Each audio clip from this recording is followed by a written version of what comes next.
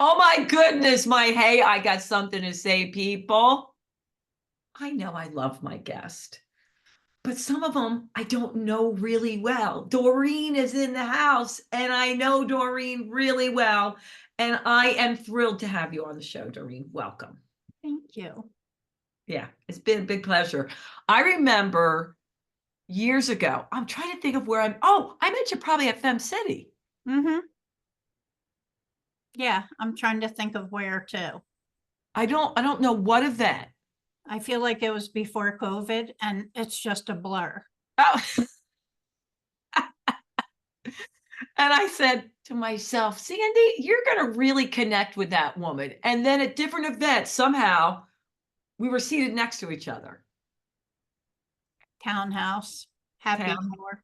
yeah, and some other charity event. But Hmm. anyhow, I'm thrilled to have you on, and I love this subject. So we're going to get right to it because we have so many questions for you. We won't get, listen, people, I love you. You know I do. I try to get as many questions in as possible, but I'm sure if I don't, Doreen would be happy for you to reach out to her. So, Doreen, Absolutely. I want to tell them just a teeny bit about you. I love your bio. Sometimes I get like 8 pages of bio information. Wow, this is really good. I love this. Doreen took direction well. Doreen is a best-selling author, a ghostwriter, and a writing coach. Bam! Now you know what she does for a living, precise and to the point. She lives in Delaware County, PA, with her husband. Together, they have, I did not know this. Wait a minute. How did I just read through that and not know this? They have 6 kids, 15 grandkids, and 1 great grandson. Their lives are not boring. I guess not. Not at all. Whew, that's a lot of love and fun. We're hopping. You really are hopping. Okay. So when I asked Doreen, by the way, I have one of my best friends. Her name is Maureen, and I'm not kidding you. I'm going to send you a picture of her. It's like a doppelganger. Oh, no. You look like her. And she lives out in California. You look so much like her. I Oh, cannot even, wow. yeah. So I hope I don't call you Doreen, but It's anyhow. okay. I answer to it. I answer to Colleen and I answer to Darlene as well. You're I like, don't even correct people anymore. I mean, people call me Sally. I'm like, okay, cool. Susan, I'm okay. You Anyhow, know, I got my name from my father had a crush on a Mouseketeer and her name was Doreen. And he told his mother, whose name was Doris, that he named me Doreen because of the DOR and it was for her. So, everybody's happy. Okay. Anywho, the one thing Doreen wanted to tell women around the world and men that support us, forgiveness is freedom. Now, first of all, Doreen, I want to know why you picked that statement and then elaborate on it. well, I didn't realize very traumatic upbringing, a very narcissistic mother, alcoholic, pill popper. Ooh. And I didn't really realize how much of that baggage I carried with me. Uh, I just a little dramatic. At 13, I was actually raped, and then sexually assaulted again by one of my mother's boyfriends. So I I told, which was a big deal for a 13-year-old Oh, back yeah. day, and he actually did go to prison. Uh, thank God. But I I I just moved on from that. My mother always blamed me for it. And I didn't, I moved Whoa, on. whoa, My, whoa, whoa, whoa. Hold on there. First of all, thank you for sharing that. I did not know. I did not know. Your mom always blamed you for that. still does actually. So yeah, we really don't have a A relationship. 13-year-old. Okay. All right. Go ahead. Yeah. So God, it's a blessing to me. I never believed it was my fault, and I had some other adults in my life that made sure I knew that, which was good. So, obviously, I was greatly disturbed. I got married at 16, had my first child at 17, which is probably why I'm still so young and have 15 grandkids. So, not a bad thing, but something really tragic happened to me in my 40s. My mother had 2 children much younger than my other siblings and me, and I was basically a mother to them. So when my youngest brother, who I had raised, was 26 years old, well, prior to that, I had an au pair, and my brother ended up marrying her. So they were married. They had a 13-month-old baby. My brother was a musician and had just like really turned that corner where his band was just that close to making it. Oh, okay. And they were going to be doing a huge concert in Philly, and these reps from record companies were coming. So they were at practicing for that concert. And when he was driving home from that, him and one of his bandmates and another friend of theirs, he was driving them home, ended up being victims of road rage. Oh, And God. in that attack, my brother was killed. Oh my gosh. And come to find out that those killers, there were 7 of them, 7 young adults that beat my brother to death, happened to be friends of my son's. My son was no longer friendly with them for about 2 years because he didn't like the path these guys were on. Another very lucky thing. But when I found out who it was, and I'm friendly with their parents and everything, we all grew up on the same block. It was absolutely crushing. I mean, I can't even explain how horrible that was.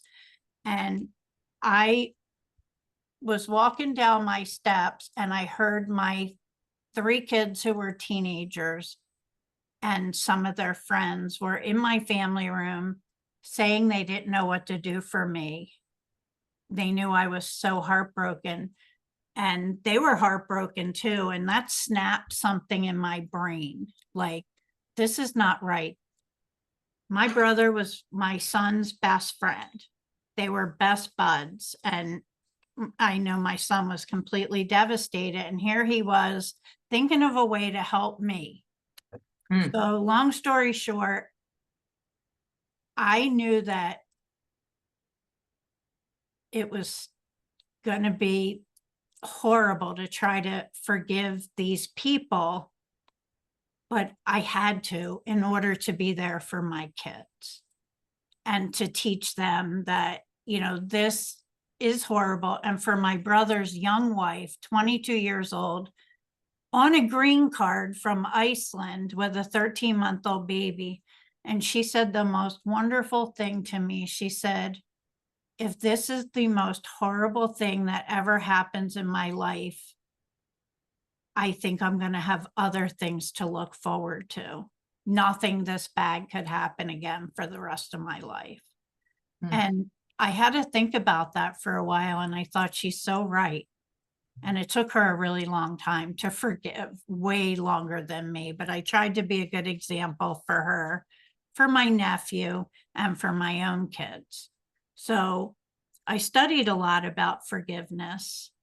And, the one type of forgiveness, that releasing part, that's the part where you can forgive and release those people from your life. You don't have to talk to them. You don't have to Yes. see them ever again.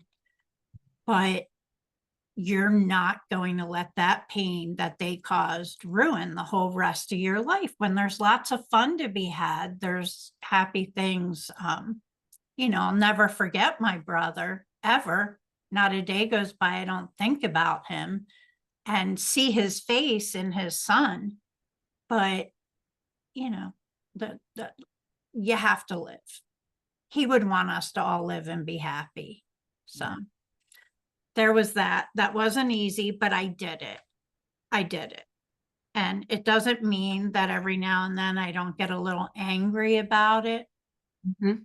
And, you know, the whole trial and that whole thing, that whole crime took 3 years out of my life. Mm. But my second grandchild was born the day the trial finished.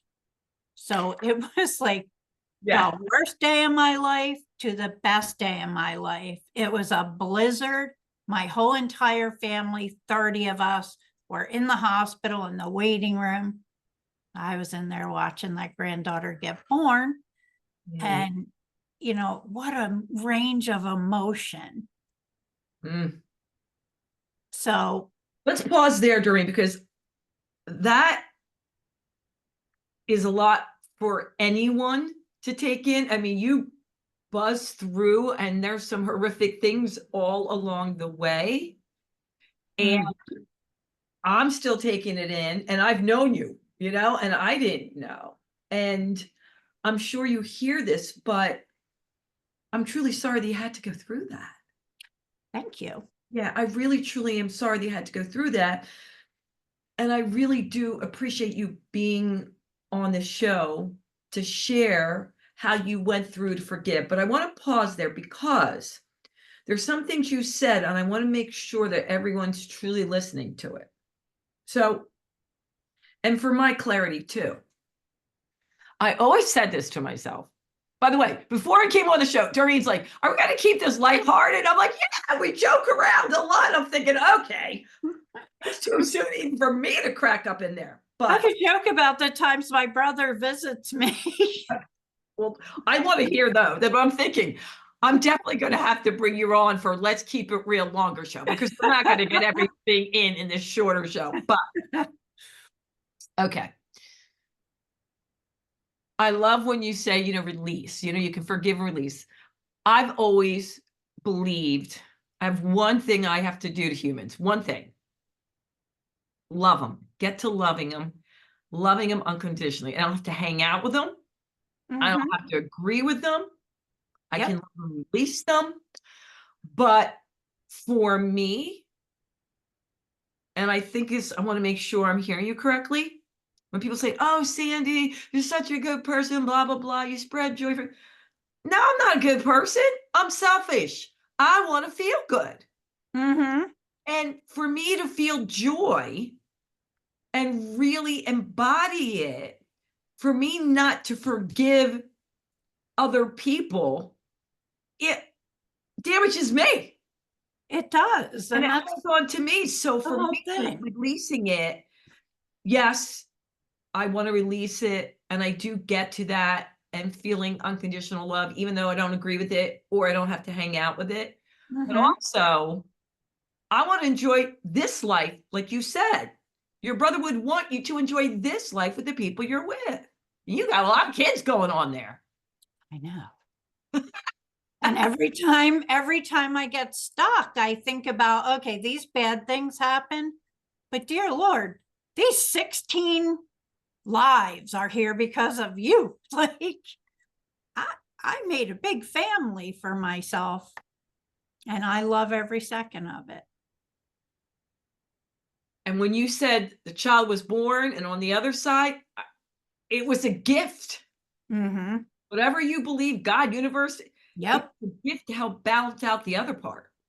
exactly. And to this day, like, I look at her and I can't help but smile. She's 25 years old, that granddaughter. She's such an amazing adult. She took after me. She's a psychologist. Oh my gosh, 25 years old. Okay. So you were mentioning one type of forgiveness, and I noticed in your notes you went through 3. Yeah. Let's break it down. First of all, say the first one again, the first type of forgiveness you mentioned. The first one is actually exoneration, and that's for like little teeny tiny hurts, like somebody hurt your feelings or you heard somebody said something about stupid things. They didn't invite me to the dinner that I should have been Yeah. invited to. I don't even give a crap about that stuff anymore, honestly. I mean, oh, well, they're lost. But that That's would be, exoneration. Okay. yeah, that's exoneration. Like you just forgive them and move on. And maybe, Okay. maybe they're really sorry. Maybe they don't even know they did it. Exactly. Exactly. So let's just forgive them and move on. Okay, I'm good with that. All right, cool. Then the second type would be forbearance. I don't even know about that word, but forbearance. That's like a little bit harder to forgive. These are the people that are like, oh, sorry about that. Like, but you, My bad. like, so, just forgive them and just kind of keep an eye on them, but move them out to the outer part of your circle until, you feel like you can really trust them again. Because you just might, one of my favorite sayings, like, would they actually like jump a puddle for you when you would like probably swim the ocean for them? No. Ooh, I like that. Yeah. You got to get rid of those people. The one Yeah. that puddle jumpers. Just, yeah, not make a big scene or anything, be around them, but It's just, not your posse. They're not your peeps. mm-hmm. And then the third one is that releasing. That's for the really bad hurts. What we were talking about. Yeah. And those are the ones that they're like poison, they're toxic in your bloodstream. And you can really, I had a bad kind of cancer when I was 42 years old, like 2 years after my brother passed away. And my doctor actually said that when you allow so much toxicity in your life, it really can make you sick. And boy, was I sick. And that's when I really learned that I had to release everything toxic that ever happened to me in my life. And here I am. I'm here. I'm happy. I have an amazing husband. I absolutely love what I do for work. Yeah. I wake up every morning and say, okay, what miracles am I going to get to see today? And that when you're looking for the good things and the good people in your life and being grateful, like as soon as you open your eyes in the morning, you are definitely going to have a good day. Little annoying things might happen, but you wake up so happy and so grateful that those little things kind of just brush them aside and move on. And then when you go to bed at night, when you lay down, I just say, thank you for this. Thank you for that. Oh my goodness, that was amazing. If I wasn't paying attention, I wouldn't have seen those daffodils blooming. And I feel good when I go to sleep. And that's how I have my joy in my life. And I look at pictures on my wall of 16 beautiful human beings. Yeah. Doreen, thank you for that. And I really appreciate it because it really does have to, it's all about your mindset. That's what I used to say, not used to say, I wrote one of my speeches was life doesn't happen to you, you happen to life. You get to choose every day how you show up. But here you are, you have this amazing attitude in spite of all those things. And let me tell you, I studied people that I thought, oh my goodness, I just want to be around them. Like there's something about them. There's so much joy in them. And I wonder what makes a difference. Guess what? It wasn't, oh, they had the best life ever. That wasn't like their secret sauce. It wasn't it at all. Some of them had horrific lives. Some of them didn't. It was more about what they did every single day to get in that mindset, which I can tell for sure that's you. But I want to back up a bit because I got some tougher questions from people and I would love for you to answer. They said, please ask Doreen, aren't there times you just can't forgive them, or it just makes you sick to your stomach to think about them or look at them? How much time does it take? Then the person said, P.S. I'm sure it's different depending on who you are and what they did, but she still wants an answer. It's not easy. It's not easy, but you do it for you. And that's, it's not exonerating the people that hurt you. It is absolutely not exonerating them. It's for you and for your health and for your mindset. And another one of my favorite sayings is, the best revenge is happiness. Mm. You know, Yeah. you killed my brother, you know, you assaulted me when I was a child. Hope you're happy rotting in jail still to this day for other things. You know, how can I not be happy about that? Yeah. That Yeah. creep is never going to hurt anybody again. I hope they're hurting him in prison. That's okay. I forgive him.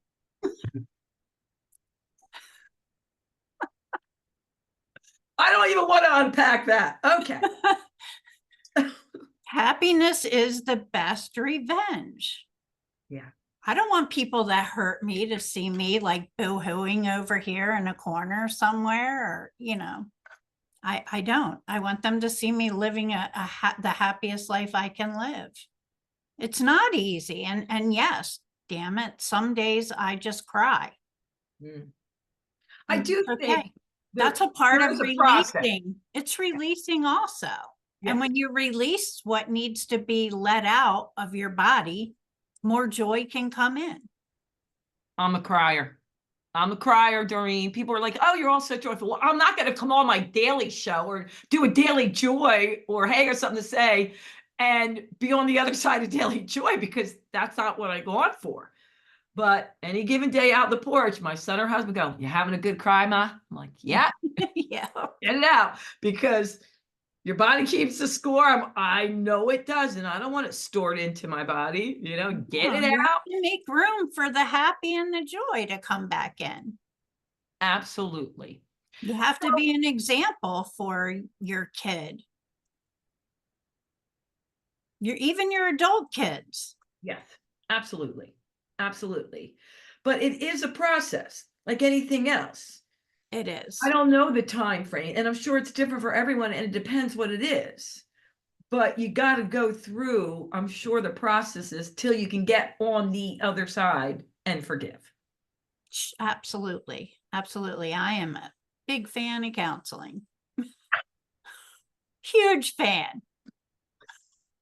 It takes a village. It takes a village. A therapist, a psychiatrist, your best friend, my dog, my poor dog here. All of the above. All of the above. Yes, I agree. I just know if I'm having a bad day, dial up the therapist. Okay, we got to get in two things before we move on. I got to make sure I get these two things in, and I'm like now forgetting it. But you mentioned, because I wrote it in my little notes here, tell me about talking to your brother. I said the lighter side of things, and you said, oh, I'll tell you about talking to my brother. I made a note here. Okay, so I wrote a book about everything that happened to him, and my publisher was like, we need the title, we need the title, we need the title, and I could not think of a title, and it was very frustrating, and I was so stressed out, and I didn't want to name that book wrong. So I went to sleep that night very stressed out, and my brother was sitting on the edge of my bed rubbing my foot, which he did every day of his life. He lived across the street from me. His wife didn't know how to make coffee. He would come and wake me up by sitting on the edge of my bed and like tickling my feet. So I woke up in my sleep and he said, Bristol boys stomp. Those boys from Bristol stomped on my head, and the title of the book is Bristol Boys Stomp. I woke up, What chills? sound sleep, and emailed my publisher, and Abel, the guy that wrote Bristol Boys Stomp, still lives in Bristol, which is where I'm from, and he wasn't happy that I used that title, but guess what? You're allowed to use any title you want. They're not copyrighted. And my publisher loved it. And so that was one visit. And the most jarring visit from him was there were 7 guys that were involved in his murder. But the detectives, everybody wanted to know who was the one that caused the actual death. And I had a dream that my brother was swinging on a swing in my room, folding his arms and looking at me, and said, "It's all good." And I was screaming at him saying, "There's nothing good about this. Like, you should be here with your son." And he says, "No, listen to me. It was all good." And I was mad at him, and I'm going back to sleep and hide my head in my pillow. And the next day we had a court hearing, and one of the guys, one of the sevens, name was Michael Good. And guess who bragged about being the one stomping on his head? So I believe, I believe. Amen, sister. Hallelujah. I do too. Okay. I got chills from that. We're going to switch gears a bit because I want to talk about, before we go, and we can always bring you back on the longer show because you threw some wingers at me that I did not know about that I want to dive into. But no, it's good. It's all good. It's all good. I have so many questions, but we're never going to get to any of those questions. And that's okay. Before we pressed record, you said for the first time in years, you were really busy. So I want everyone in the "Hey, I got something to say" audience to hear a little bit more about what you do, what you're passionate about, what lights your fire. We mentioned a little in your bio, but tell us. I actually ghostwrite for, I would like to say, like, celebrity professional people. And that's fun. I always wanted to be like an actress, and I did a little bit of that. But when I ghostwrite, I get to pretend I'm somebody else, and it's so much fun. So I do that. And then I coach people that want to write a book. Basically, cool.